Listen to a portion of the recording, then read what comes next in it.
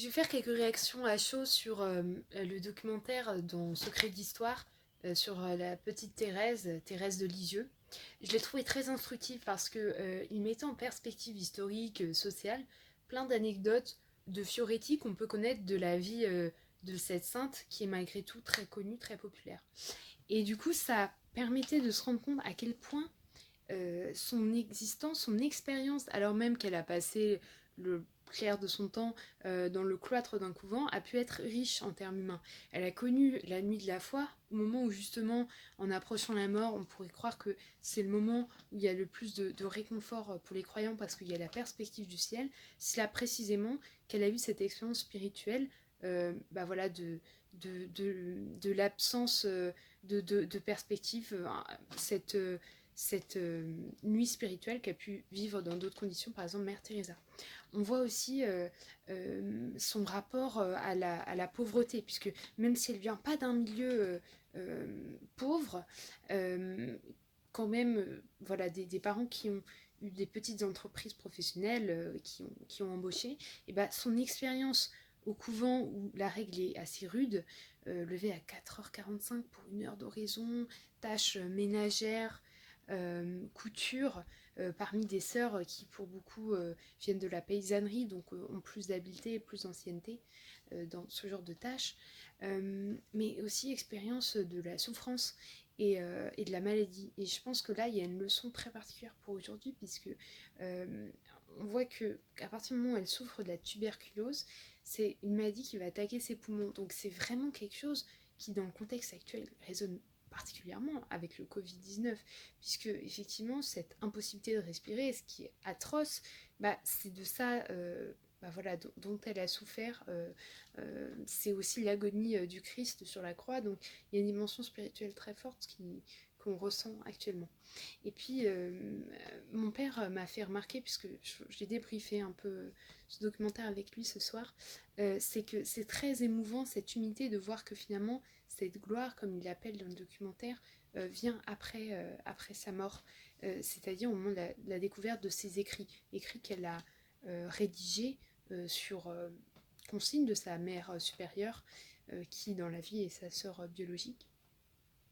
Et du coup, ça a permis de voir à quel point elle a vécu avec intensité chaque petite chose du couvent. Et ça, c'est extrêmement frappant. Il y a d'autres points évoqués. J'ai beaucoup apprécié l'évocation, par exemple, du harcèlement scolaire, expression très ajustée, contemporaine, mais pour une réalité qu'elle-même a vécue jeune. Beaucoup de choses étaient très ajustées dans les termes du documentaire. Et dans la deuxième partie, son aura, qui est incroyable, c'est-à-dire que à la fois auprès de personnages connus, le rappel avec Edith Piaf était particulièrement poignant, mais aussi avec les poilus. C'est-à-dire, le nombre de lettres reçues au Carmel était considérable. Il y a même un livre de recueil de ces lettres, et on se dit que 14-18, c'est assez proche finalement de sa mort, puisque son entrée au ciel, hein, comme elle dit, puisque 1897, elle n'est pas donc encore déclarée sainte, mais il y a déjà un rayonnement spirituel intense en France.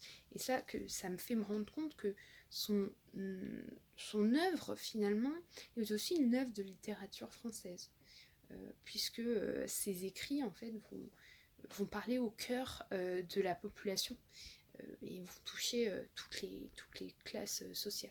Vu que il suffit de voir le nombre de statues de la petite Thérèse dans nos églises actuellement, c'est considérable quand on se dit que elle n'a moins d'un siècle et demi de naissance au ciel. Puis évidemment, l'impact ne concerne pas que la France, puisque, comme il est dit, ces reliques voyagent à travers le monde. Elle qui a si peu voyagé, à part quand elle est allée à Rome faire sa demande au pape pour entrer au noviciat, eh bien, la voilà actuellement avec ses reliques qui voyagent à travers le monde, les îles, et qui suscitent une dévotion, ce qui montre aussi l'universalité de cette magnifique figure de simplicité, d'incarnation dans le temps présent, et qui a su magnifier ces petites choses.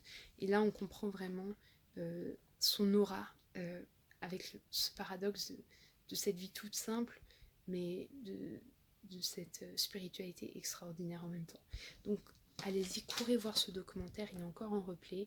C'est la première fois qu'on faisait apparemment l'émission traitée d'une sainte, et bien ça vaut le coup, avec l'approche historique, les moyens, la docufiction, les photos et la reconstitution dans le couvent avec les sœurs qui vivent encore. C'est très fort et très prenant, on n'en sort pas indemne. Voilà, je vous conseille ce visionnage. Bonne soirée.